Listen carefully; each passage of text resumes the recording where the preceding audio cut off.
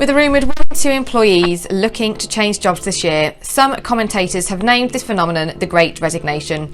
But for employers, this period of turbulence is anything but great, and for many, it's putting the future health of their businesses at risk.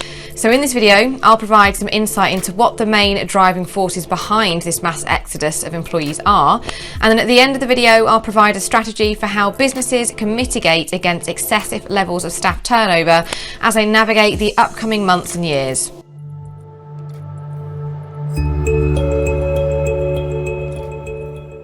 Hi, it's Emily Gregson here at Signature Career Management, where our passion is placing leading FMCG talent who transform the commercial performance of teams and organisations across the world. So if you're looking to boost the commercial performance of your business, be sure to hit subscribe and make sure you click in the link in the description to follow our LinkedIn company page for up-to-date market insight, career advice, recruitment tips and general all-round good content. But without further ado, let's get started. It's commonly understood that people tend to reevaluate their careers after major life events that instigate a brief period of personal reflection. But unlike birthday milestones, work anniversaries, or even class reunions, the coronavirus pandemic has caused the entire global workforce to reconsider their careers all at the same time. And this is having major repercussions in the job market. With the cost to replace an employee estimated to be equivalent to 50 to 200% of their annual salary, this is putting undue strain on businesses who are already reeling from the impact of the 2 years of economic turmoil. So using my knowledge of the industry and my experience of speaking in depth with the candidates who have decided to make the jump, I thought I'd provide a comprehensive guide for businesses who want to minimise the shock of these turbulent times. Then, if you stick around till the end of the video, I'll outline the key business strategies that you need to get right if you want to attract, secure and retain talent during the Great Resignation. So let's get on with it. Employees reconsider their careers after major life events because they start to question what their real purpose is. So to reduce the likelihood of them focusing elsewhere to find greater purpose, it's important for businesses to clearly define their own. Businesses may want to set out their vision, mission and values, or if they already have them in place, revisit them to make sure that they're still relevant, and then refocus their attention on fully embedding them into their team's ethos. The importance of purpose is perfectly highlighted by the tale of the two quarry workers. When asked what did they both do for a job, one responded that they break rocks for a living. The other said that they helped build churches. I think it's apparent which of these quarry workers would be less susceptible to an impromptu career change. Businesses often focus on what they do and how they do it, but forget to ask the question why.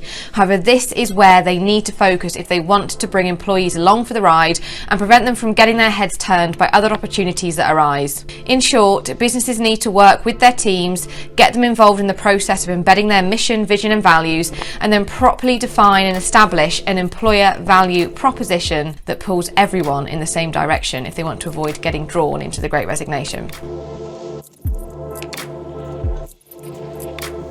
Many businesses focus on skills and experience when assessing candidates for new roles or promotions, but overlook the harder to assess attitude. But there are many shortfalls to this approach, and as we enter the so-called Great Resignation, this method can be adding undue stress on businesses who are struggling with excessive staff turnover. Considering that a survey of 20,000 new hires found that those that failed, 89% were for attitudinal reasons, businesses need to change their approach to measuring suitability if they want to promote a more stable workforce. Hiring for attitude may not be able to fix existing bad appointments, but employing people with the attitudinal characteristics that match your business not only helps to build more coherent and stable workforces, but it also provides opportunity in what is a very competitive job market to recognise potential in candidates so that a far more sustainable buy and build approach can be taken towards talent development. Identifying attitudinal characteristics enables businesses to build teams rather than a collection of individuals, and well-structured teams are far more robust at warding off the threat of the Great Resignation, as opposed to a collection of individuals that are far easier to pick off. If you'd like more information about how to hire for attitude, check out my video, The 3 Worst Interview Questions That Everyone Asks, where there is a link to a handy framework for building interview questions that assess candidates for attitudinal characteristics, not just skills and experience.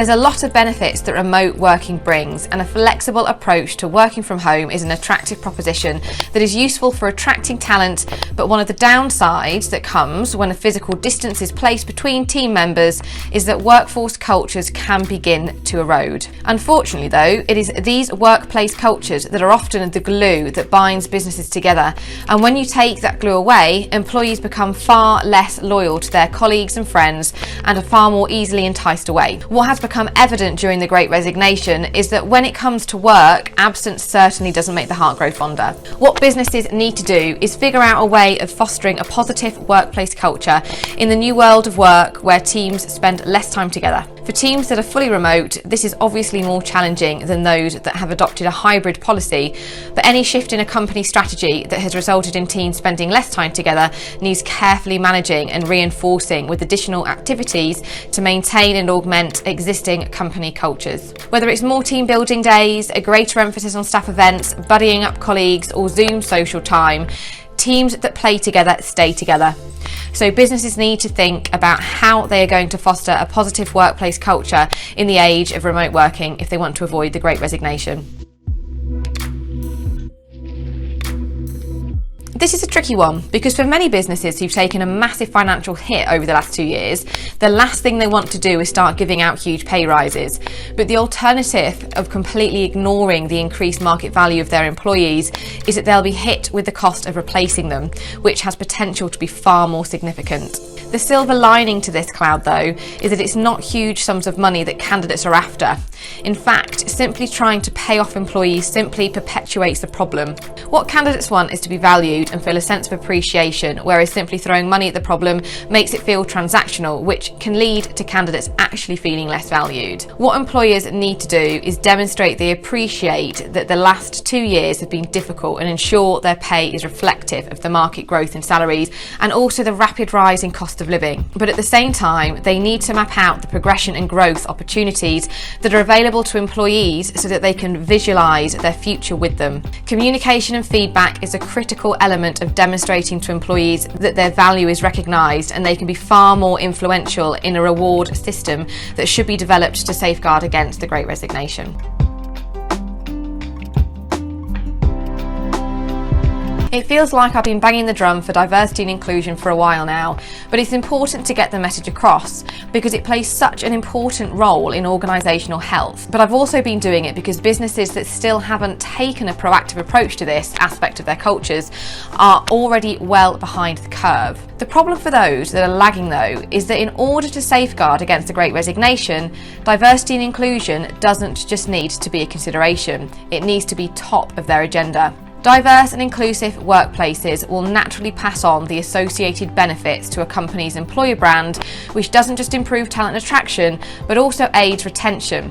But also, further to this, D&I helps with employee engagement. So if you take my previous point regarding fostering a positive workplace culture, there's nothing like an inclusive environment for promoting a tight-knit unit. In fact, the overall benefits that diverse and inclusive workforces experience, such as increased creativity, high levels of innovation, faster problem solving, better decision making, and increased profitability, all make for an environment that make it easier to fend off the impacts of the Great Resignation.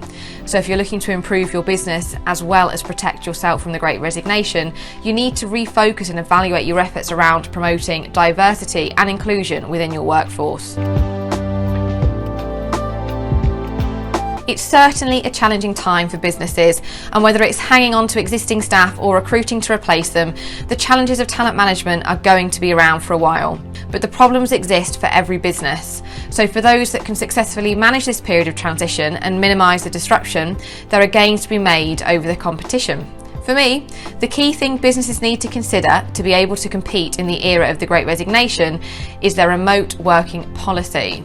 Designing, implementing and developing a successful hybrid working strategy will not just address many of the issues I've raised in this video, but will also have a knock-on effect that will counter many of the other challenges that they will be facing in the upcoming months and years. Instead of just allotting a number of days to each team member that they can work from home, then giving them carte blanche to kind of decide where they work, businesses will be far better off taking a proactive approach that doesn't relinquish total control. Agreeing core days where certain team members are required in the office will still enable businesses to impact positive influences of their culture, such as diversity and inclusion, training and development, and innovation and collaboration, while still providing the benefits of flexible working that many employees find attractive. So in short, if businesses are looking to protect themselves from the harsh realities of the Great Resignation, they need to work on the principle that remote working can be good if done correctly. So those are my tips for avoiding the Great Resignation, and as ever, it would be great to know what you think. Hit subscribe, share your thoughts in the comments below, and make sure you follow our LinkedIn company page, and be sure to look out for our next video.